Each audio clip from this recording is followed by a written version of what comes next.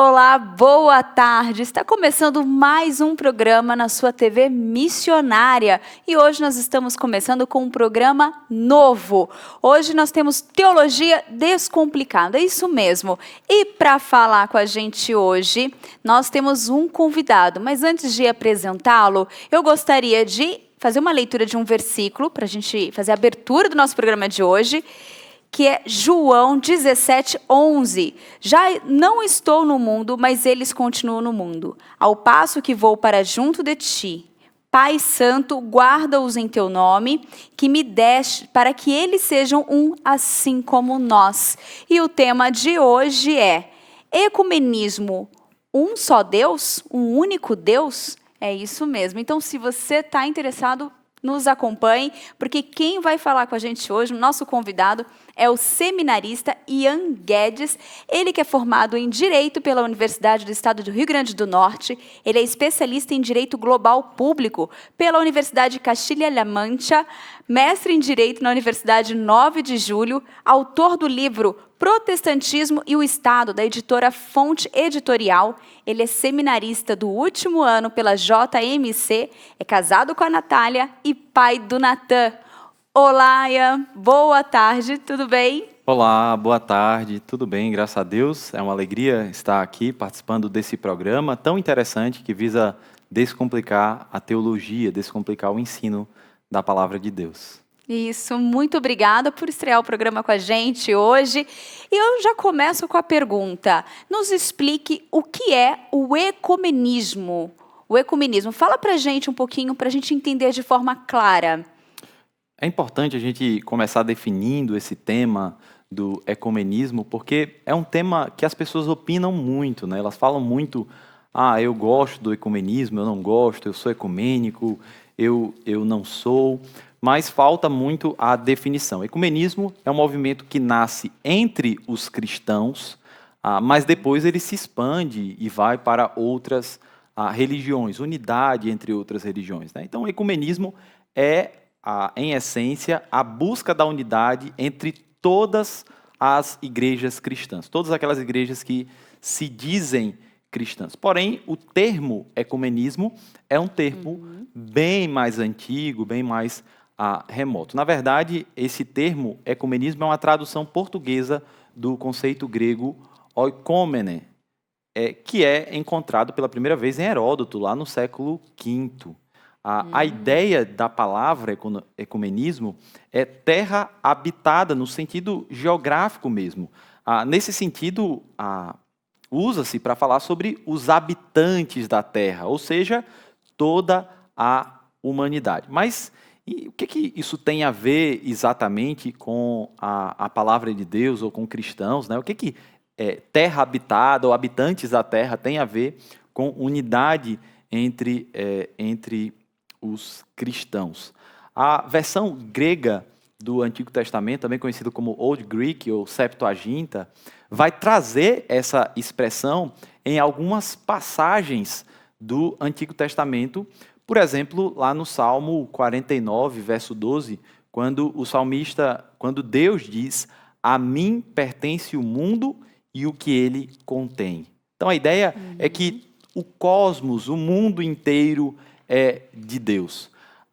E vocês devem lembrar aí de um texto muito conhecido, João capítulo 3, verso 16, que diz: "Porque Deus amou o mundo de tal maneira que deu seu único Filho, para que todo aquele que nele crê não pereça, mas tenha a vida eterna". Então, essa ideia de Deus amar o mundo todo, de Deus amar todas as pessoas, vai ser muito usado na essência do pensamento do ecumenismo. Então, o ecumenismo tem a ver com isso, tem a ver com a unidade de todas as pessoas da Terra. Como Deus é o Deus do mundo todo, então todas as pessoas seriam de Deus, logo vamos buscar a unidade de todo mundo. Nós não concordamos com esse tipo de unidade a todo custo. Pelo contrário, em certo grau, nós veremos nesse programa mais à frente, o cristianismo é um tanto exclusivista. A mensagem de Jesus Cristo é uma mensagem exclusivista. Ela está relacionada não a todas as pessoas, mas a todas as pessoas que creem. O próprio texto de João 3,16 nos fala alguma coisa nesse sentido. Deus amou o mundo todo, amou o cosmos de uma maneira geral, de uma maneira abstrata, mas ele amou o mundo para que todo aquele que nele crê não pereça, mas tenha a vida eterna. Então, o propósito do amor de Deus ao entregar o seu Filho, o propósito, ou melhor, aqueles que não perecerão, mas terão a vida eterna, é um grupo específico que é dito lá em João 3,16, aqueles que nele creem. Ou seja, os cristãos, os que são de fato seguidores de Jesus e acreditam nas verdades essenciais da fé cristã. Muito bom. E como que a igreja, ela vê esse movimento, né? Como que é para as igrejas? Infelizmente, a igreja cristã, especialmente a igreja evangélica, ela cada vez mais tem se tornado, tem vivido o analfabetismo bíblico, né? Eles são analfabetas da Bíblia, das Escrituras.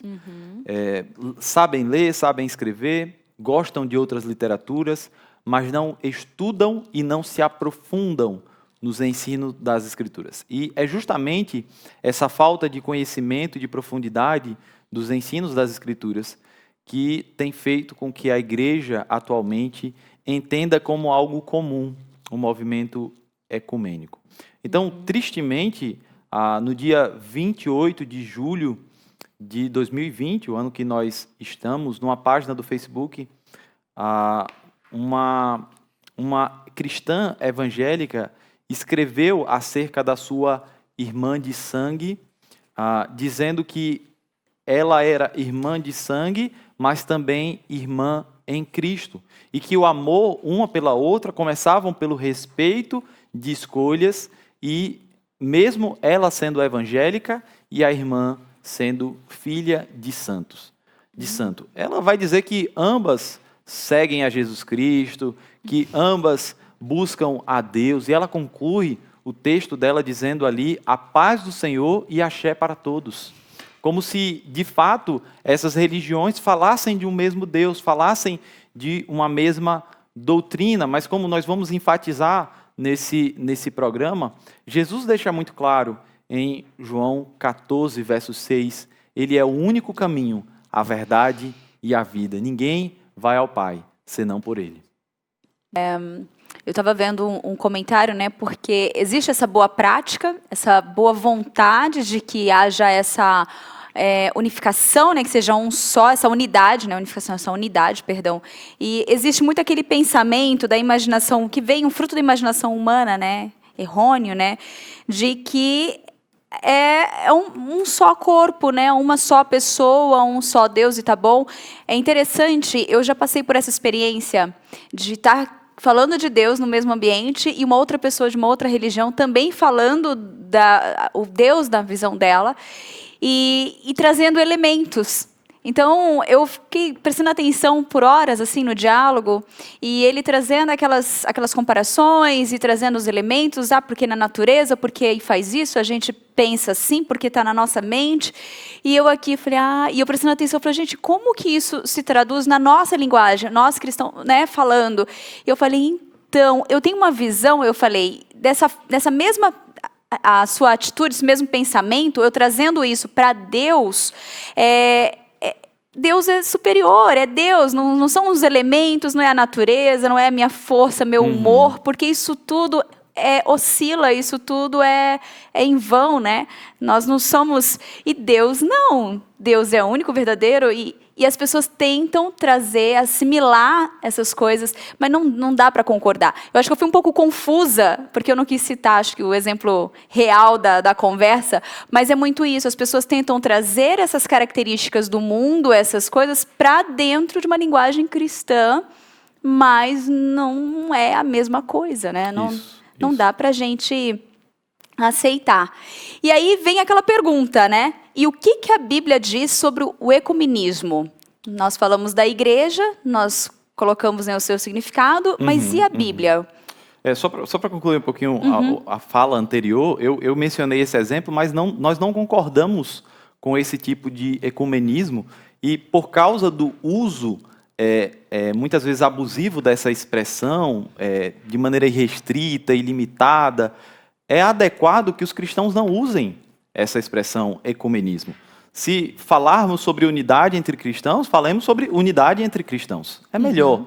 A teologia do ecumenismo é uma teologia que está muito cheia de imprecisões e de coisas que os cristãos ortodoxos, os cristãos que buscam seguir corretamente a palavra de Deus, não concordariam. Infelizmente, essa é a verdade. Então, o que a Bíblia fala sobre o ecumenismo? Por que você, como um cristão que segue a Bíblia, não deveria aderir ao ecumenismo no seu sentido mais comum do termo? Irmãos, como eu falei, existe uma ligação entre o ecumenismo e a visão de que Jesus morreu por todas as pessoas e que, mais especificamente, Jesus salvará todas as pessoas. Essa afirmativa de que Jesus salvará todas as pessoas é chamado de universalismo. Então, o universalismo é a ideia de que, no final, Deus vai perdoar todo mundo. Todo mundo vai para o céu. No final, vai dar tudo certo. Ninguém vai para o inferno e todas as pessoas serão salvas. Portanto, se todas as pessoas serão salvas, aqueles que creem em Jesus e aqueles que não creem em Jesus, então não há que se falar sobre a exclusividade da fé cristã. Não devemos falar sobre Jesus como sendo o único caminho, porque todas as pessoas serão salvas. Mas veja como que isso vai de maneira muito... vai em oposição ao que está em João capítulo 14, verso 6, aquele conhecido texto de João 14, 6. Eu sou o caminho, a verdade e a vida. Ninguém vem ao Pai a não ser por mim. Olha como Jesus era exclusivista. Olha como o discurso dele tirava toda e qualquer outra religião do centro, da ida até Deus. Ou seja, não há como ir até Deus senão através de Jesus Cristo. Os cristãos precisam defender essas palavras de Jesus. E eu não acho que você deva destruir as outras religiões, perseguir as pessoas, combatê-las, brigar contra elas. Eu não estou afirmando isso, mas a exclusividade de Jesus Cristo como sendo o único caminho que leva a Deus Pai precisa ser uma afirmativa nossa, porque foi uma afirmativa de Jesus. Eu sou o caminho, a verdade e a vida. Não é um caminho, não é uma verdade, não é um modo de obter a vida. É o único caminho, a única verdade e o único modo de obter a vida. E ele afirma categoricamente: ninguém vem ao Pai a não ser por mim. O único que nos liga a Deus, o único que nos religa ao Pai é o nosso Senhor e Salvador Jesus Cristo. Qualquer pessoa que não receba Jesus no seu coração como Senhor e Salvador e não receba como Deus a sua vida, esse não irá até o Pai. Ainda que a sua vida, o seu comportamento pareça de um cristão, ainda que o seu comportamento seja um comportamento de respeito, seja um comportamento de cuidado para com o próximo, Deus permite que as pessoas tenham um comportamento adequado, mas não é comportamento adequado que nos salva, é a pessoa e especialmente a obra de Cristo Jesus na cruz. Não é por você ser um cara legal, não é por você ser uma mulher legal que vai fazer com que você chegue até Deus. Não é isso. É o sacrifício de Cristo na cruz do Calvário. Ele pagou pelos nossos pecados, ele nos salvou e nos concede a vida eterna através da fé, do arrependimento e de uma vida que segue após ele, toma a sua cruz e entende ele como sendo o único caminho que leva a Deus. Mas e outras religiões? Elas não falam sobre a verdade? Irmãos, Jesus, na oração sacerdotal, em João 17, versículo 17, ele diz: santifica-os na verdade, a tua palavra é a verdade. A Bíblia é a verdade. A única verdade que nós temos inerrante, infalível, que fala sobre a nossa salvação necessária para chegarmos até Deus, é a Bíblia como a palavra de Deus. São as Sagradas Escrituras. E se você pensa que essa não é uma mensagem de amor, se você pensa que essa não é uma mensagem que tem a ver com Jesus Cristo, saiba que o próprio Jesus falou sobre o caminho da fé cristã como uma porta estreita. Mateus capítulo 7, versos 13 e 14, Jesus convida os seus seguidores dizendo: entrai pela porta estreita, porque larga é a porta e espaçoso o caminho que conduz à perdição, e muitos são os que entram por ela. E porque estreita é a porta e apertado o caminho que leva à vida, poucos há que a encontrem. Então, o caminho que leva até Jesus, de fato, é um caminho que poucos seguirão. A ideia do universalismo é equivocada. Jesus falou que muitos se perderão, que muitos entrarão pela porta da perdição. O próprio Senhor Jesus Cristo, ainda alguns versículos depois desse mesmo capítulo 7 de Mateus, versos 21 e 22, ele vai falar sobre cristãos que, só pelo fato de invocarem o nome de Jesus, achavam que seriam salvos. Ele diz: nem todo o que me diz Senhor, Senhor, entrará no reino dos céus, mas aquele que faz a vontade do meu Pai que está nos céus. Muitos me dirão naquele dia: Senhor, Senhor, não profetizamos nós em teu nome? E em teu nome não expulsamos demônios? E em teu nome não fizemos muitas maravilhas? E Jesus dirá para eles: apartai-vos de mim para o fogo eterno. Então, de fato, muitas pessoas não serão salvas. Muitos até identificam Jesus como Senhor. Muitos até identificam Jesus Cristo como Senhor. Mas o fazem da boca para fora. Essa é a exortação do Senhor Jesus Cristo. Então devemos ter cuidado com aquele ecumenismo que tenta juntar várias religiões. A Bíblia nega isso. A Bíblia nega essa possibilidade. Porque só Jesus é o caminho. Mas mesmo entre os cristãos, nós precisamos também ter algum cuidado. Porque nem todo aquele que identifica Jesus como Senhor, de fato, entrará no reino dos céus. Muito bom, muito bom. E aí vem uma outra pergunta que eu acho assim, ela é bem... Até vou começar com um comentário aqui, né? Lá, Paulo, ele fala, né, que muitos têm o conhecimento de Deus pela natureza. As pessoas conseguem ver a natureza e admirar, saber que ali existe um Deus, né? A contemplação do pôr do sol, o nascer, as estrelas, e fazem declarações. Mas a questão e a pergunta é: como adorar corretamente Deus como Criador da natureza e não adorar a criação como um Deus? O conhecido panteísmo, né? Sim, sim. De fato, Deus criou todas as coisas e toda a criação revela coisas sobre Deus. O Salmo 19, por exemplo, diz: os céus proclamam a glória de Deus, o firmamento anuncia as obras das suas mãos. A criação, ela constantemente, dia e noite, está revelando coisas sobre Deus. Ela revela que existe um Criador. Porque se existe criação, a criação veio de algum lugar e foi Deus que criou todas as coisas. Nenhuma outra teoria evolucionista explica a criação. As Escrituras, de fato, mostram o modo como tudo veio a ser. Deus criou todas as coisas do nada. E quando Deus cria todas as coisas, Ele, como Criador, é superior à própria criação. A criação é fruto das suas mãos, é fruto do seu trabalho. Mas Criador não é criatura. O Criador não se confunde com a criatura. O Criador até que comunica alguns atributos, para usarmos aí uma expressão da teologia, que são os atributos comunicáveis de Deus.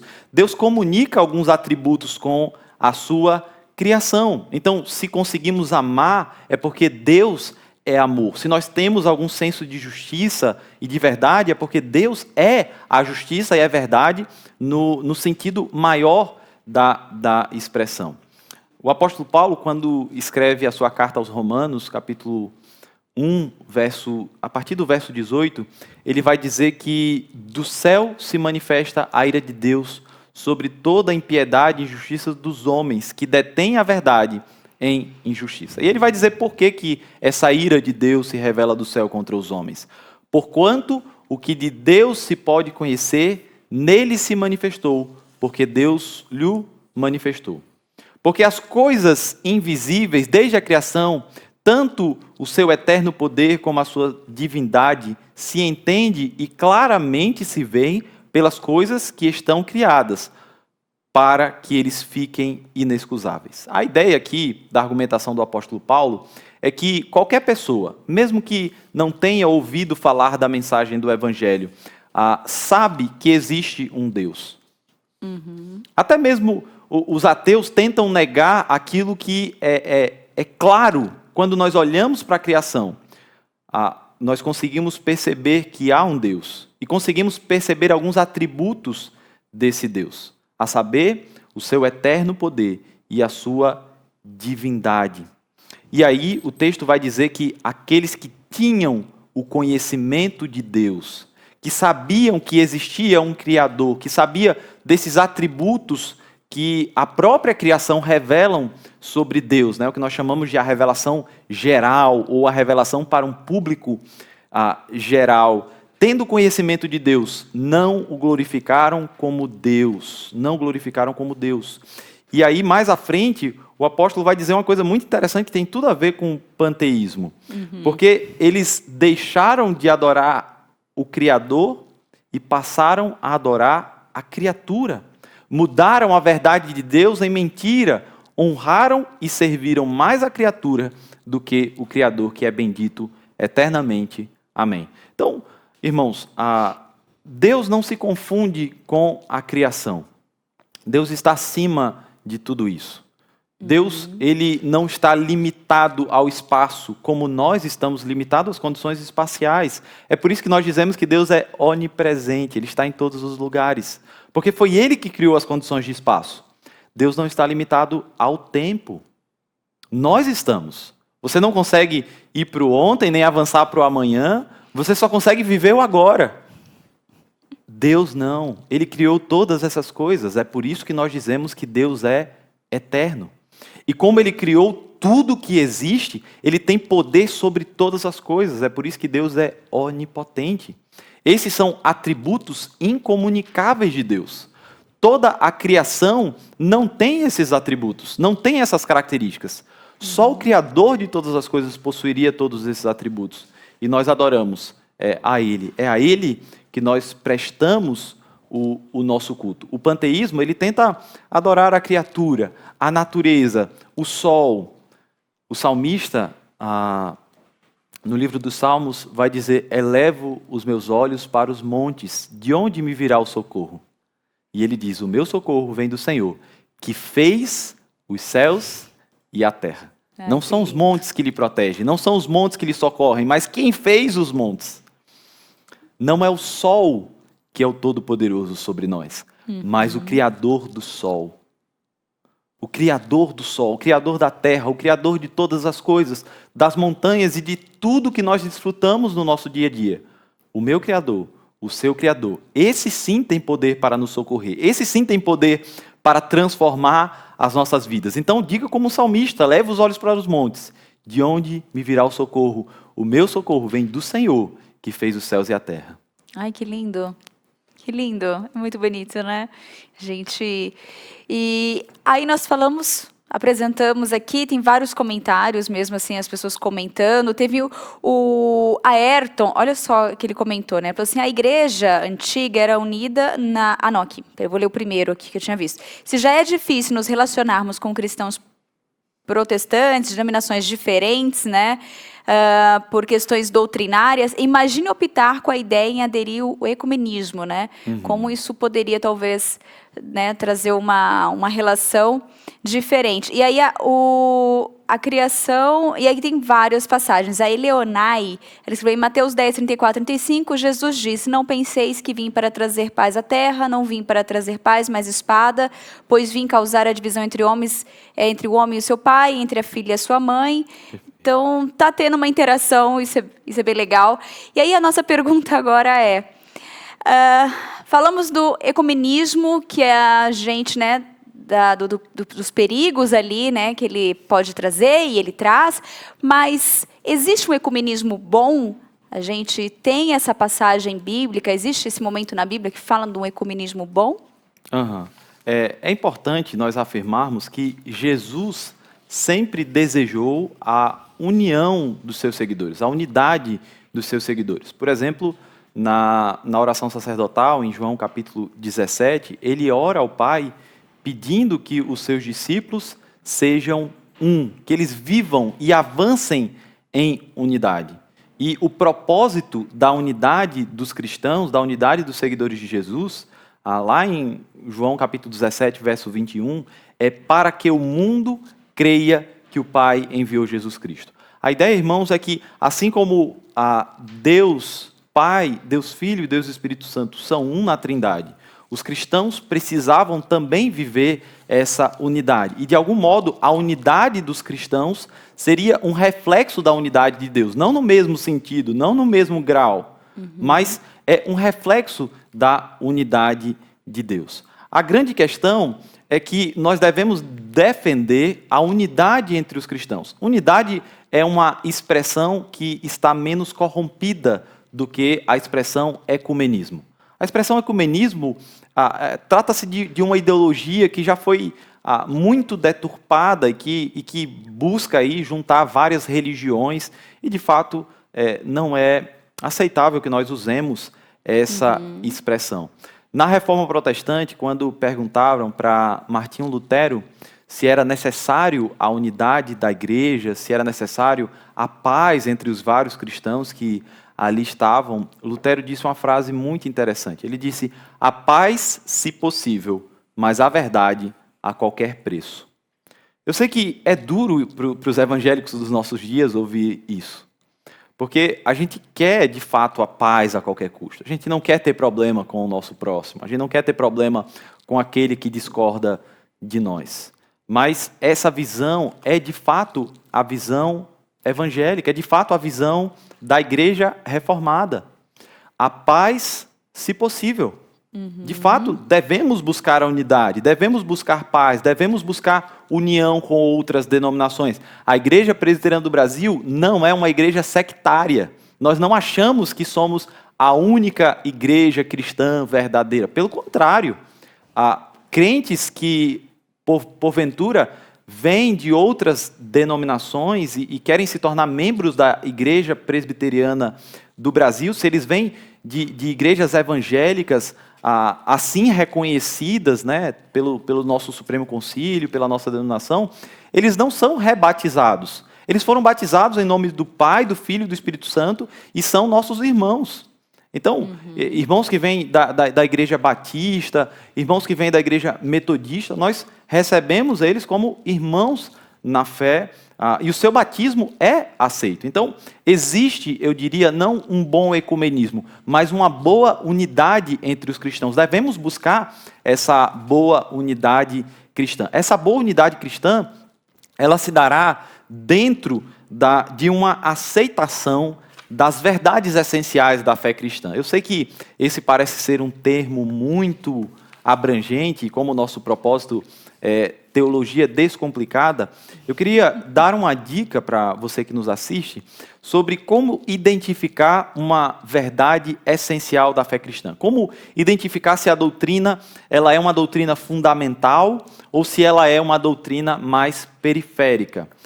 Então, a gente pode criar uma sigla aqui. A sigla é SBT, Salvação, Bíblia e Trindade. Essas são as doutrinas fundamentais da fé cristã.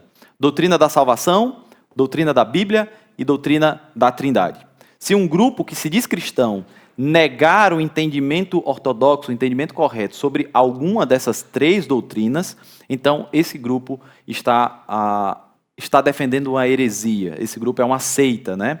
A salvação, nós dizemos que aqueles que acreditam na salvação apenas por Cristo Jesus, apenas pela graça e apenas pela fé. Não basta falar não basta ter uma doutrina da salvação. Quando eu digo que a doutrina da salvação, ela nos une, é aqueles que defendem a salvação apenas pela fé, apenas pela graça, apenas por meio de Cristo Jesus. Tem a ver com as solas da reforma protestante, né? Então, os nossos irmãos batistas, eles defendem isso. E eles são irmãos em Cristo Jesus. É bom que a gente esteja em unidade com eles, na proclamação do Evangelho, na cooperação para o crescimento do reino. A implementação do protestantismo no Brasil contou muito com essa unidade entre cristãos evangélicos. Por vezes, missões metodistas que estavam aqui no Brasil usaram prédios de outras denominações, igrejas presbiterianas usaram prédios da igreja metodista ou da igreja anglicana, e glória a Deus por isso. Nós temos algumas diferenças de entendimento, mas em questões secundárias. Como eu falei, a salvação tem a ver com isso. A Bíblia, nós defendemos que a Bíblia é inerrante, que a Bíblia é infalível, de maneira que nós não podemos ter comunhão com alguém que defenda que a Bíblia não é a palavra de Deus. Sim. Ou que admita um outro livro como sendo o livro sagrado. Vamos pensar aqui no Corão, no caso dos islâmicos, ou no livro dos Mormons, no caso da Igreja dos Santos dos Últimos Dias. Eles não defendem a Bíblia como a palavra de Deus, eles defendem esses livros como a palavra de Deus. Então, se eles não argumentam em prol do sola Escritura, só a Bíblia é a palavra de Deus, e nem do toda a Bíblia é a palavra de Deus, eles não são cristãos como nós somos. A outra doutrina fundamental da fé cristã é a doutrina da Trindade. Um correto entendimento sobre a doutrina da Trindade, conforme expresso no credo apostólico, no credo niceno, que são credos ali do início da história da igreja cristã, que, através de uma boa leitura das Escrituras, conseguiram identificar essa teologia que está na Bíblia, mas que foi sistematizada por estudiosos da palavra de Deus desde o primeiro século e que tem sido recebida como uma doutrina correta da palavra de Deus. E como que o que a IPB, né, pensa sobre o ecumenismo, assim, como que a igreja, nós falamos de todas as denominações, né, de outras igrejas, mas como que a nossa tem essa visão? Qual o que nós ensinamos, né, acreditamos? Sim. Como eu já pincelei, de fato, a Igreja Presbiteriana do Brasil, ela não é uma denominação sectária. Nós não achamos que somos a única igreja verdadeira, nem que os presbiterianos são os únicos cristãos verdadeiros, nem mesmo que os calvinistas são os únicos cristãos verdadeiros. Nós somos oriundos da Reforma Protestante e nos identificamos com outras denominações que também são oriundas desse mesmo movimento da Reforma Protestante. Então, como eu falei, se um membro de uma outra denominação evangélica, assim reconhecida, decidir se tornar membro da Igreja Presbiteriana do Brasil, ele será recebido. Eventualmente, ele passará por uma classe de novos membros, uma classe de catecúmenos, né, que quer dizer aprendizes, para aprender ali as bases de fé da Igreja Presbiteriana, o modo de governo da igreja, né, através do colegiado, dos presbíteros. Tudo isso é fundamental, mas essa pessoa querendo, se ela foi batizada numa igreja cristã evangélica, entende a doutrina da salvação por meio de Cristo Jesus, ela será recebida. Agora, não significa que nós mantemos unidade com todas as igrejas cristãs e nem mesmo com todas as igrejas que se dizem evangélicas. Infelizmente, nós vivemos em tempos em que denominações que pregam a salvação não por meio da graça, mas por meio da contribuição financeira, por meio de rituais que não estão nas Escrituras, por meio da chamada teologia da prosperidade. Essas denominações, elas têm se chamado evangélicas, ainda que as igrejas evangélicas históricas não as reconheçam como igrejas evangélicas. Então, a Igreja Presbiteriana do Brasil já se manifestou com relação à Igreja Universal do Reino de Deus, com relação à Igreja Mundial do Poder de Deus, dizendo que, infelizmente, esses irmãos, eles corromperam tanto o ensino das Escrituras que eles não são, nós não temos mais unidade com eles. Existe um grupo mundial chamado Conselho Mundial de Igrejas. Esse grupo ele nasceu com essa ideia ecumenista. Infelizmente, ele se perdeu, porque muitas igrejas, muitas denominações apóstatas que aderiram completamente ao secularismo,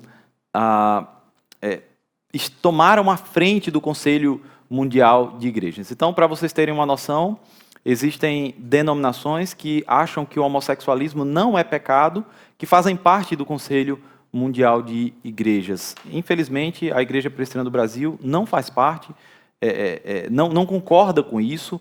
Uhum.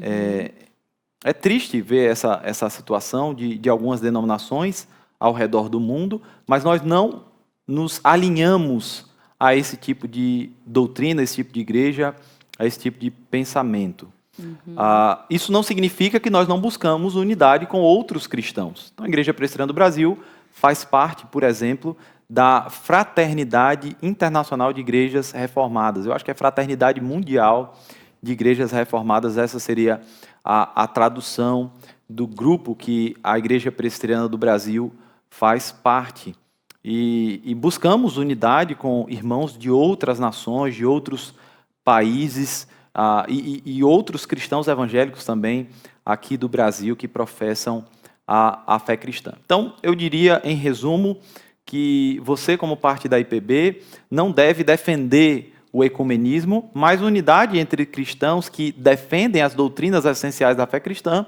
Sim, você deve buscar unidade com esses irmãos na fé. Entendi. E o que dizer sobre ensinar a verdade de um ponto de vista positivo? Deixar de lado a doutrina que nos divide e ensinar a doutrinas, né, que nos unem. Isso é uma coisa que o ecumenismo faz, né, uma visão. E aí, só para a gente comentar dentro disso, né, que sobre a questão da não confrontação do homem, não apontar o erro. Mas nós temos várias passagens ali que Cristo, né, Jesus, ele fez isso e, claro, ele sabia exortar de um jeito, né, único, mas ele apontava o erro, ele denunciava, né, falava do engano, então, assim, falava da hipocrisia. Então, Cristo, mesmo falando desse Cristo de amor, ele também fazia as correções também, né, não falava só aquilo, aliás, em hipótese alguma, ele falava aquilo que o homem queria ouvir apenas, né? De fato. Como a gente comenta essa questão, assim? De fato. Irmãos, eu vou retomar mais uma vez a frase do Martinho Lutero: a paz, se possível, a verdade a qualquer preço. Então, você não deve deixar de afirmar aquilo que você entende como convicção da palavra de Deus. Então, se você foi convencido pela palavra de Deus de que aquilo é uma verdade da fé cristã, deixar de afirmar aquilo para que mantenha a paz ou para que mantenha a unidade com outras pessoas que não aceitam aquilo, é negar a centralidade ou a supremacia de Cristo na sua vida. Uhum. E aqui, irmãos, é importante nós afirmarmos que doutrina não é uma coisa ruim. Por vezes nós ouvimos as pessoas dizendo: a doutrina só divide, eu não quero estudar doutrina, eu quero Cristo. Eu já ouvi muito isso, eu não quero doutrina, eu quero Cristo. Cristo é doutrina. Uhum. Você só sabe quem é Cristo porque você estuda a doutrina da palavra de Deus. Na verdade, doutrina significa ensino. Doutrina é isso, é ensino. Uhum. Não existe essa história de eu não quero doutrina. Todos nós temos doutrinas. Cristo é doutrina. A Bíblia é doutrina. Quando nós pregamos as Escrituras, quando nós ensinamos a palavra de Deus, o que estamos ensinando ali são doutrinas, são ensinos. Se você não gosta da palavra doutrina, é ensino, mas o sentido é exatamente o mesmo. E há um conjunto aí, como eu defendi, de verdades essenciais da fé cristã, relacionadas à salvação, relacionadas à Bíblia, relacionadas à Trindade, que para nós são inegociáveis. Veja, se você não tem problema em entender como um cristão que vê a salvação através de outras religiões ou através de outras pessoas, que não exclusivamente através de Cristo Jesus, você não pode ser identificado como um cristão. Porque um cristão identifica a salvação exclusivamente por Cristo Jesus. Isso é uma doutrina. Agora, é verdade que tem doutrinas que não são centrais, que não fazem parte do núcleo rígido da fé cristã. O que é o núcleo rígido da teologia protestante? Vamos pensar aqui nas 5 solas da Reforma Protestante. Só a Escritura, só a fé, só a graça, só Cristo e só a Deus glória. Esses 5 sós da Reforma Protestante, esses 5 apenas da Reforma Protestante, eles são fundamentais para a gente entender o que é central e o que é periférico. O que é central e o que é periférico. Então, por exemplo, qual o modo de batismo? Nós entendemos que a maneira correta de batizar alguém é através da aspersão. Isso por causa de um estudo detalhado sobre as práticas cerimoniais do Antigo Testamento e porque nós entendemos que na época do Senhor Jesus Cristo, ainda que eles batizassem em rios, eles faziam isso através da aspersão e não por meio da imersão. A imersão não era um meio judaico de cerimônias, né, de sacramentos.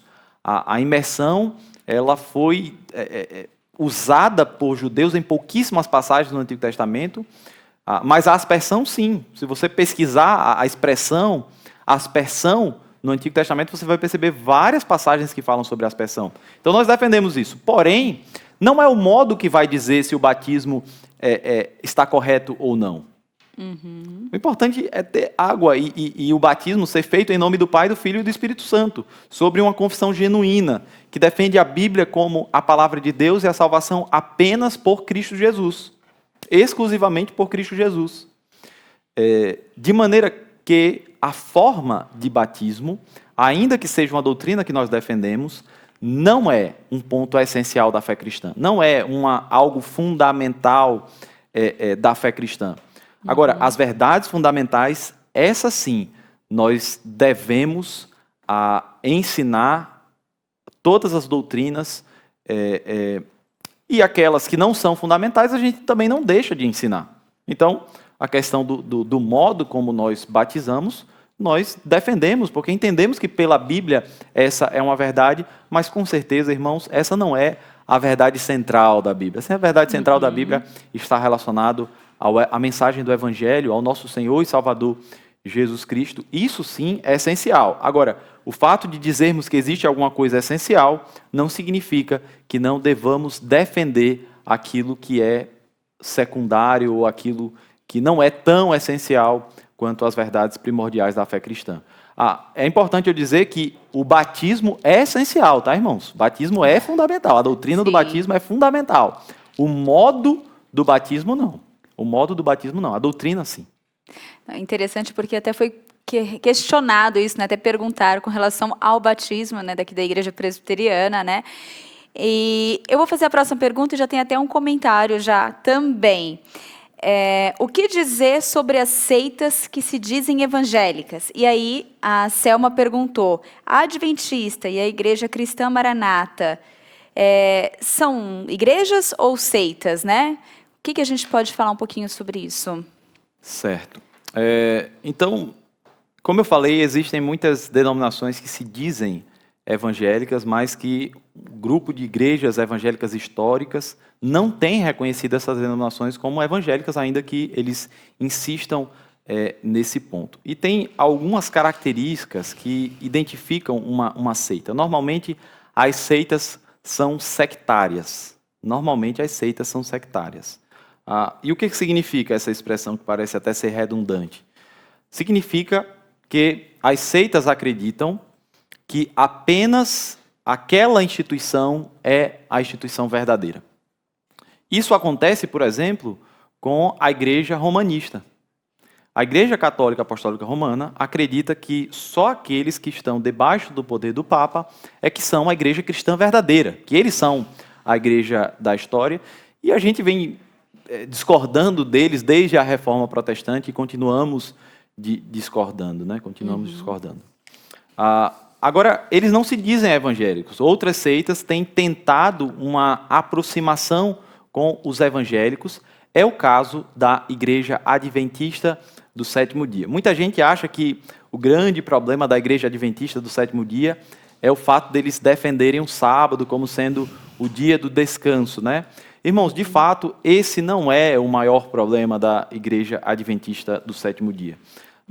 Essa denominação, ela surge como uma seita, porque eles mesmos afirmaram em várias ocasiões que eram o único grupo que não havia apostatado da fé. Então, eles acreditam que todos aqueles que cultuam no domingo e não no sábado são apóstatas. Olha que interessante. São eles que primeiro nos identificaram como apóstatas. Quando o adventismo do sétimo dia surgiu, ele surgiu como um movimento que identificou as outras denominações cristãs como denominações que haviam apostatado da fé. E eles diziam, nós somos a única igreja verdadeira. Essa denominação, ela está fundada não apenas nos ensinos bíblicos. Eles gostam muito de estudar a Bíblia. Então, se você conhece algum adventista, você sabe que eles têm profundo conhecimento de versículos do Antigo Testamento, do Novo Testamento. Eles gostam muito de estudar a Bíblia. Porém, a Bíblia não é a única fonte de ensino para eles. Não é a única fonte de autoridade para eles. Eles recebem as profecias de Ellen White como sendo a verdade. Então, existe uma pessoa, além das Escrituras, que é fonte de doutrina, que é fonte de ensinamentos. E não venha me dizer que é no mesmo sentido que um pregador, porque o pregador, ele é alguém que expõe as Escrituras, ele não é fonte de revelação. Ele não é fonte de novas doutrinas, ele não é fonte de um novo ensinamento. O adventismo, ele surge a partir da ideia de novas revelações, de novos ensinos que foram dados a Ellen White. Então vamos pensar aí naquilo que a gente falou do SBT, né? Salvação, Bíblia e Trindade. No ponto Bíblia, eles não concordam com a igreja cristã. Eles entendem que as profecias são tão fortes quanto as Escrituras. Nós lemos pessoas que falam sobre a Bíblia também. Então alguém que está nos ouvindo pode dizer, mas vocês presbiterianos gostam de ler João Calvino. E nós dizemos, é verdade, mas Calvino erra. A gente não deixa de afirmar isso. A gente não deixa de dizer que Calvino é alguém que tentou entender as Escrituras. Mas ele não é inerrante, ele não é infalível. E falta, da parte dos adventistas, afirmar isso com relação às profecias de Ellen White. Dizer, Ellen White erra, Ellen White falha. Falta esse tipo de atitude. Eles entendem ela como sendo alguém quase que inerrante e infalível, tão confiável quanto as próprias Escrituras. O Nisto Cremos, que é o documento oficial de doutrinas da Igreja Adventista, vai dizer que as profecias de Ellen White devem ser recebidas no mesmo grau que a Bíblia, que as Escrituras. Existe um outro problema também com a Igreja Adventista, que é entender que Jesus Cristo é o arcanjo Miguel. Isso vai ter muita confusão. Vários adventistas hoje em dia negam isso por causa da aproximação com os evangélicos, mas historicamente muitos adventistas afirmaram que Jesus era o arcanjo Miguel. Uma afirmação muito parecida com a do Testemunho de Jeová. Os Testemunhos de Jeová acreditam que Jesus é o arcanjo Miguel, negando assim a divindade de Jesus. Para eles, Jesus não é Deus. Ele é filho de Deus. É um Deus de um grau inferior, mas não é Deus como o Pai é Deus. Eles negam a doutrina da Trindade. Os adventistas, no começo, na origem do movimento, também faziam isso. Hoje em dia eles evitam, porque existe uma tentativa mundial de aproximar a Igreja Adventista das demais denominações evangélicas. É por isso que as músicas deles evitam falar sobre temas que são distintivos da Igreja Adventista. E nós gostamos muito de muitas músicas da Igreja Adventista. Você mesmo deve ouvir algum cantor aí que seja da Igreja Adventista, mas é importante afirmar que eles têm alguns pontos aí que nós discordamos. No que se refere à doutrina da salvação, eles defendem uma coisa bem estranha, chamado de dualismo ou dualidade, que vai dizer que ainda que a salvação seja pela graça, mas a gente tem que, ao mesmo tempo que a salvação é pela graça, mas a gente tem que cumprir os mandamentos. E é aí que está o problema. O problema não é só guardar o sábado, mas é dizer que a guarda do sábado vai nos levar à salvação. Então, adventistas, testemunhas de Jeová, mórmons, como eu falei, esse grupo aí vai terminar negando uma dessas doutrinas que para nós são fundamentais: salvação, Bíblia e Trindade. É possível que a igreja adventista esteja passando por uma reforma. Eu rogo a Deus que isso de fato aconteça um dia, mas hoje ela deve ser considerada como uma seita. Entendi. Estamos chegando no final do nosso programa e está muito bom, muita interação. Mas eu gostaria, Ian, que você fizesse uma consideração final e pudesse fazer uma oração. Nós temos ali já nos últimos minutinhos mesmo, mas eu gostaria de encerrar o nosso programa de hoje com uma oração. Tá bom, vamos. As considerações finais que eu queria apresentar eram no sentido de unidade. Busque viver em unidade com outros cristãos. Mas saiba onde você está pisando. Estude a doutrina da sua igreja, estude a doutrina, a teologia de outras denominações, estude mais sobre seitas e heresias, busque aí nos sites oficiais, busque nos documentos oficiais dessas denominações que eu mencionei. Eu não estou dizendo que não haja pessoas sinceras nessas denominações. Existe muita gente sincera. Tem gente sincera dentro do catolicismo. Tem gente sincera dentro da igreja adventista. E tem gente que sinceramente busca a Deus. Mas a sinceridade apenas não nos livra do erro. A sinceridade apenas não nos livra do erro. E é um cuidado que nós precisamos ter. Nos últimos anos, eles vêm tendo algumas reformas. Eu não acredito que são suficientes. Eu espero que Deus continue abençoando esse grupo. Estude doutrina, conheça a palavra de Deus, aproveite esse programa, Teologia Descomplicada, e ande junto com outros cristãos que veem a Bíblia como a palavra de Deus, Jesus como o único caminho e defendem a doutrina da Trindade. Vamos orar então. Senhor nosso Deus e Pai, te louvamos por essa oportunidade de participar desse programa, por cada irmão que assistiu a Deus, a nossa transmissão. Abençoe a mente, o coração, as emoções daqueles que nos assistem. Talvez alguma coisa que tenha sido dito, ó Deus, de alguma forma tenha impactado alguém que nos assistiu. O que nós pedimos é que pela Tua graça o Senhor traga a iluminação para que cada irmão que ouviu o que aqui foi falado seja transformado pela Tua palavra e que encontre um caminho melhor, um caminho que leva até o Senhor Deus e Pai. Que não deixemos, ó Deus, de afirmar aquelas verdades essenciais da fé cristã, por exemplo, o que nos diz João 14:6, que Jesus é o caminho, a verdade e a vida, e que ninguém vai ao Pai senão por Ele. Oramos a Ti no nome dEle, nosso Senhor e Salvador Jesus Cristo. Amém. Amém.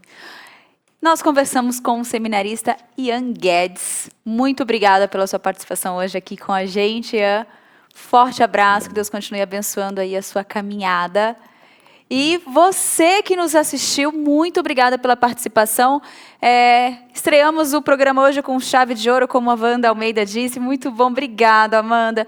Esse programa, ele vem mais um programa, né, para ajudar no nosso trabalho missionário aqui da igreja, porque nós somos uma TV missionária e nosso propósito é ensinar a palavra, ensinar o evangelho, aproveitar cada minuto.